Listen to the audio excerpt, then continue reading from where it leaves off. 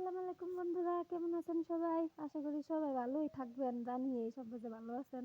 তো দুপুরের লেগে রান্না বান্না করতেছি, দেখছেন মশলা দিয়ে কষায় মাংস দিয়ে দিলাম, ঝাঁকানাকা লড়াচড়া করাইতেছি, লড়াচড়া করতেছি হয়ে গেছে কষেন না, মাংস দিয়ে কষেন হয়ে গেল গা।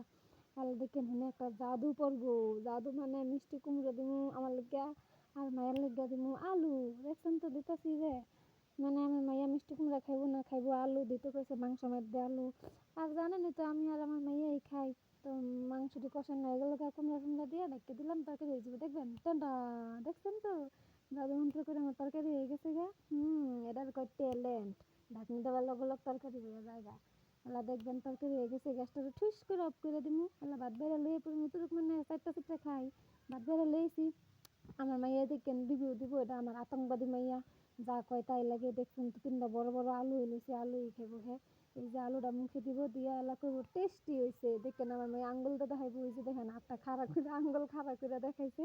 এলা দেখেন একটা সুন্দরী আপা খাইতেছি, এই আপাটারে চিনি না আমি, আপনারা কেডা কেডা চিনেন একটু কমেন্ট করেন।